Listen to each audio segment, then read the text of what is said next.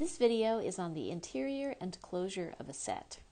The interior and closure are two sets that are related to properties of a set being open and closed. So throughout the video, we're going to let XD be a metric space and let A be a subset of X. Here's a new definition for us. A point X in A is an interior point of A if there is an open set U containing X such that U is a subset of X. So there exists some U, some set that is open that contains X that is completely contained in A. In this case, we say that A is a neighborhood of X. Further, we define the interior of A to be the set of all interior points of A. The interior of A is denoted INT of A, the interior of A.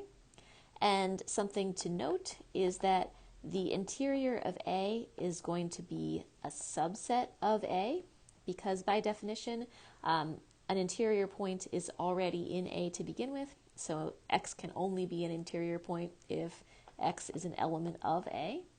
And the interior is the set of all interior points of A. So each element of the interior of A is also in A, and therefore the interior of A is a subset of A. Okay, so with all this in mind, let's sort of think more about the definition.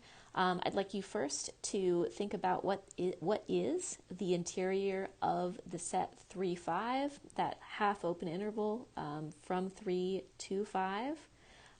What is the interior of that set? First, in the real numbers with the usual metric, and second, in the real numbers with the discrete metric. Then I'd like you to convince yourself of the next statement. For any set A, the interior of A is an open set. So you might write a little proof sketch thinking about why that is true. So at this point, please pause the video, grab some paper and pencil if you haven't already, and write out solutions to those two, and then we'll talk about them together. Okay, what is the interior of this half open interval in the real numbers with the usual metric? Well, first of all, of course, we know that the interior of this set, is going to be a subset of this set. So points outside of this set are not candidates to be the interior. Okay, so let's first let X be an element of the interval from 3 to 5, the open interval from 3 to 5.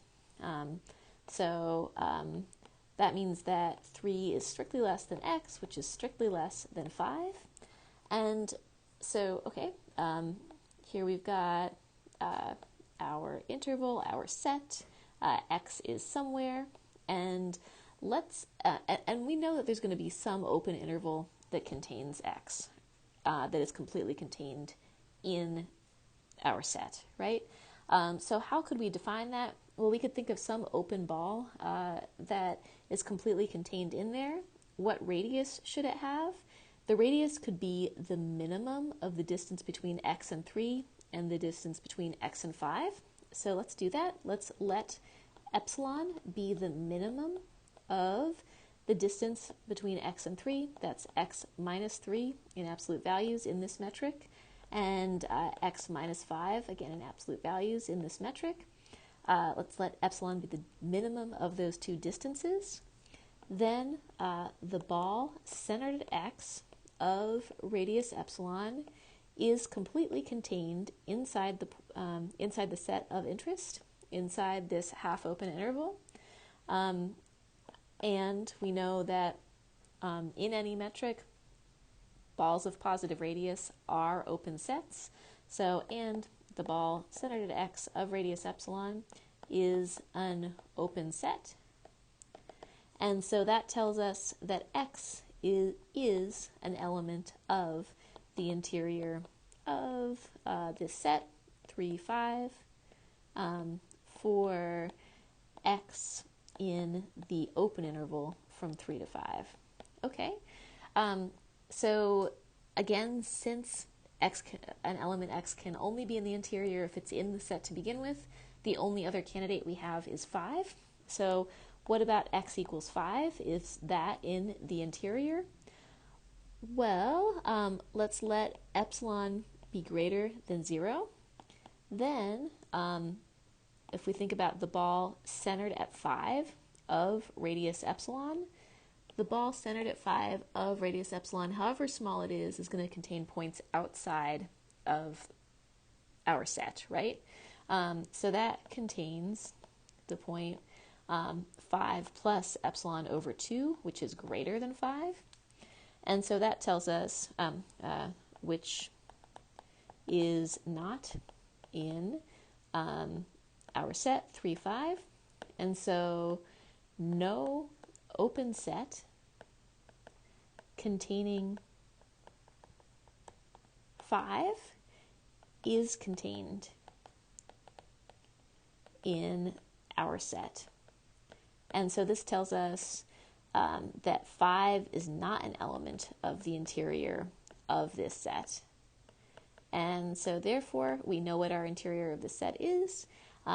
So the interior of the set 3, 5 is the interior of the half open interval from 3 to 5 is the fully open interval from 3 to 5. Now, what about the discrete metric? So we're familiar enough with this discrete metric to recall that the distance between 2 points is 0 if those points are equal and 1 if those 2 points are not equal.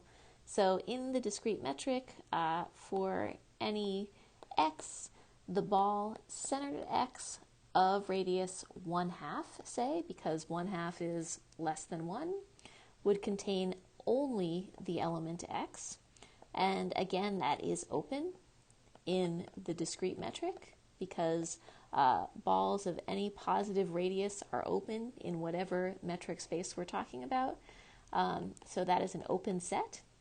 And therefore, for each x in the set 3, 5, what do we have? We have that x is an element of that set. The set containing just x is contained in the set from 3 to 5 and is open. Therefore, x is an element of the interior of this set 3, 5 for all x in 3, 5. And so we see that then the interior of the set, the interior of this set is equal to the set itself. Let's now see why this claim is true. So if we want to show that for any set A, the set interior of A is an open set. So let's just again remind ourselves of this definition. A point x in A is an interior point if there is some open set U containing x such that U is completely contained in A, and the interior of A is all such points x. So first, here's a claim. Our claim is that if E is an open set and E is a subset of A, then E is contained in the interior of A. So if E is open and E is a subset of A, then it's the case that E is contained in the interior of A. All right, let's see why that's true. So let's let E be a subset of A and E be open. Now, to show that E is contained in the interior of A, let's let Y be an arbitrary element of E. To show that one set is a subset of another, we must show that each element of the first set is in the second set. So Y element of E implies that Y is in interior of A immediately by definition, since Y is an element of E, which is contained in A, and E is open. So if we have any open set E, which is a subset of A, and any element Y in E, then immediately by definition Y is an interior point because y is contained in E, which is a subset of A, so y is in A, and there's an open set, in this case E, containing y, such that E is a subset of A. Okay, great. E is a subset of the interior of A. Every element of E is also in the interior of A. Now, to show that the interior of A is open, one way we could describe A is to say, thus, the interior of A is equal to the union of all sets of the form, let's say E alpha, such that E alpha is open and E alpha is a subset of the set A. And what do we have? Well, this is a union of open sets. We know that arbitrary unions of open sets are open, and therefore the interior of A is open. Furthermore, because E is contained in the interior of A for any open subset E of A, it must be the case that interior of A is the largest open subset of A. Or in other words, it must be the case that the interior of A is the largest open set contained in A. Because could there be another one that's larger? Well, no. Say that U is the largest open set contained in A. Well, we know that that set must be contained in the interior of A. So the interior of A is at least as large as it. So interior of A is the largest open set contained in A, and that's a useful fact right there. Let's take a look at another example. So let's think about R squared with the usual metric, and let A be the set x comma y such that x is between 1 and 2 and y is equal to 1. Then what is the interior of the set A? So I'm going to again pause and let you think about it for a moment. Okay, so what's the interior of this set? We know, as always, that the interior of A is a subset of A, so only points in A can be considered here. So let's let x comma y be an element of A. So x comma y is somewhere around there. So here's x, y. Now, is there any open set containing x, y that is completely contained inside of A? No, there will not be any. So to show that that's not the case, let's let epsilon be greater than 0 and consider the ball centered at x comma y of radius epsilon. So we've got this ball of radius epsilon. And then there's going to be points outside of there that are not on that line segment, right? That are in this ball that are not in the set A. So note that, say the point x comma y is 1, so y is equal to 1.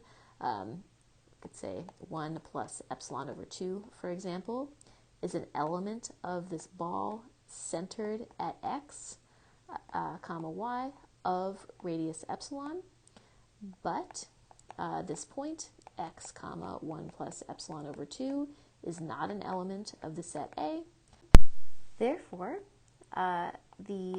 for any epsilon greater than 0, the ball centered at the point x comma y of radius epsilon cannot be contained inside the set A.